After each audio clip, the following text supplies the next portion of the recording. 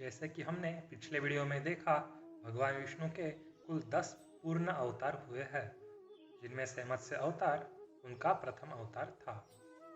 यह अवतार उन्होंने एक कल्प के अंत तथा एक नए कल्प के निर्माण के समय लिया था, अर्थात एक युग के अंत होने पर जब नया युग शुरू होता है तब उन्होंने इस अवतार को लिया था। कल्पयुग वह होता है जिनमें चारों युग सतयुग, त्रेता युग, द्वापर युग तथा कलयुग आते हैं। एक युग को भगवान ब्रह्मा का एक दिन माना जाता है और भगवान ब्रह्मा का एक दिन लगभग 4 अरब वर्ष होता है। हर युग के अंत में भगवान ब्रह्मा सो जाते हैं।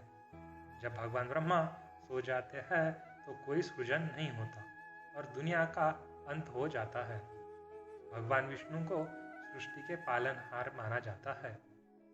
जब पिछले कल्प के कलयुग का अंत आने वाला था तथा नए कल्प के सतयुग का उदय होने वाला था, उस समय भगवान श्री हरि ने सृष्टि के नवनिर्माण के उद्देश्य से मत्स्य अवतार को धारण किया था। आज इस अवतार का विश्लेषण हम जानेंगे। कल्पयुग के अंत के समय एक महान राजा सत्यव्रत राज किया करते थे, जो भगवान विष्णु के बहुत बड़े भक्त तथा धर्म के पालक थे। एक दिन वो प्रातःकाल स्नान करने के पश्चात नदी में सूर्यदेव को जल अर्पण कर रहे थे।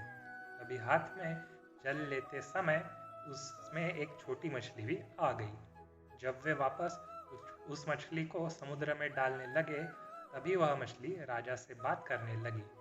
उस मछली ने राजा से विनती की कि वह उससे वापस समुद्र में ना छोड़े। यदि वे उसे वापस समुद्र में छोड़ देंगे तो बड़ी मछलियां उसे खा जाएंगी। उसने कहा कि उसने सुना है कि राजा सत्यव्रत बहुत उदारवादी है, इसलिए वह उसे अपने पास सुरक्षित रखे। इसी राजा सत्यव्रत को हम मनु नाम से भी जानते हैं। यह सुनकर राजा सत्यव्रत अत्यधिक प्रसन्न हुए तथा उस मछली से कहा कि उनका राजभवन बहुत बड़ा है तथा वह छोटी सी मछली वहाँ आराम से रहेगी। इसके बाद राजा सत्यव्रत उस मछली को लेकर अपने राजभवन में आ गए तथा सैनिकों को उन्होंने आदेश दिया कि इस मछली को सोने के पात्र में रखा जाए। जैसे ही उन्होंने उस मछली को उस पात्र में डाला तो वह अपने आकार में बड़ी हो गई, जिससे वह पात्र उसके लिए छोटा पड़ गया। यह देखकर उस मछली ने राजा से उसे बड़े पात्र में रखने की याचना की। राजा सत्यव्रत ने भी बिना देरी किए मछली के लिए एक बड़ा पात्र मंगवाया तथा उसे उस पात्र में रखा। कुछ देर बाद वह पात्र भी मछली के लिए छोटा पड़ गया, क्योंकि अब वह मछली पहले से भी ज़्यादा विशाल हो चुकी थी। यह देखकर राजा सत्यव्रत आश्चर्यचकित तो हुए, लेकिन उन्होंने उसके लिए एक और बड़ा पात्र मंगवाया तथा उसमें उसे डलवा दिया।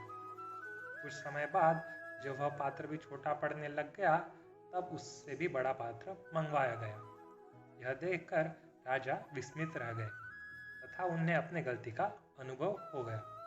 उन्होंने मछली से कहा कि उन्होंने अहंकारवश उसे तुच्छ प्राणी की संज्ञा दी थी। अब उन्हें अनुभव हो चुका है कि यह महल भी उसके लिए छोटा है।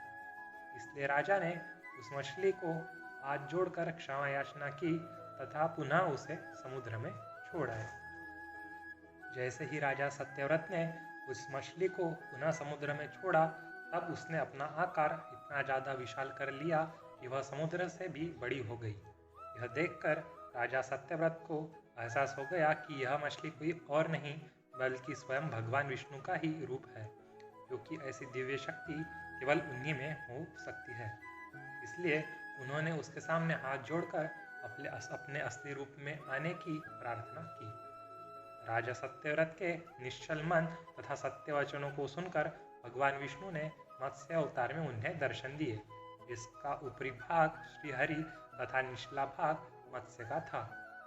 उन्होंने सत्यव्रत से कहा कि अब प्रलय का समय निकट आ चुका है तथा अब से 7 दिन के पश्चात एक महाप्रलय आएगी, जिसमें संपूर्ण पृथ्वी डूब जाएगी तथा जीवन का अंत हो जाएगा।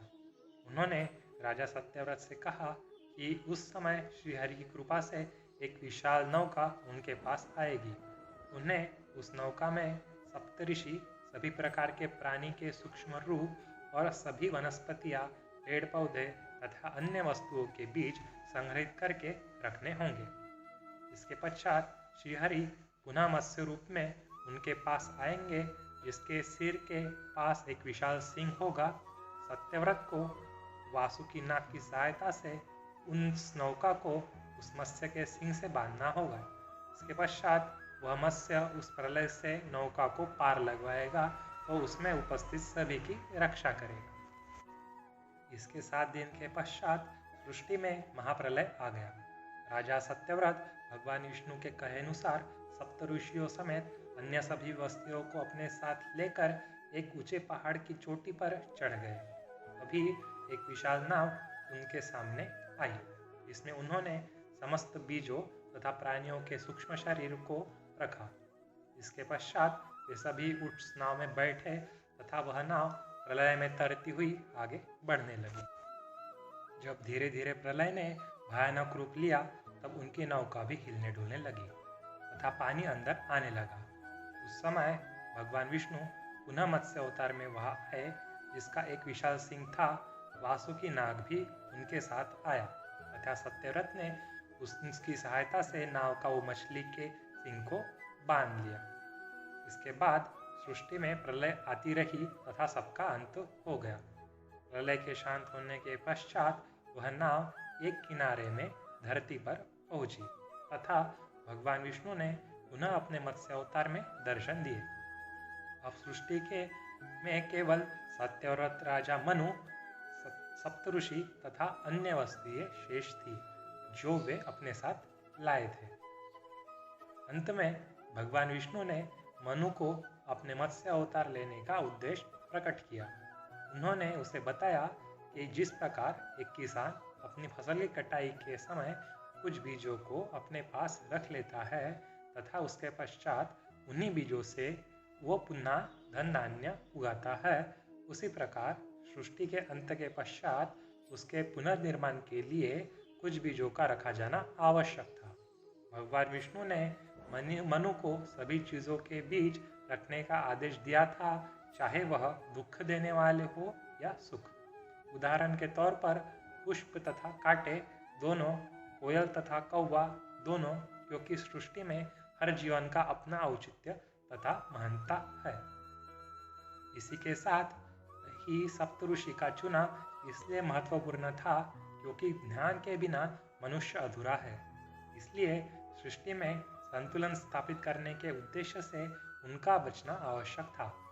इसके साथ ही भगवान विष्णु ने मनु को चारों वेद प्रदान किए, जिनकी रक्षा स्वयं श्रीहरि विष्णु ने की थी।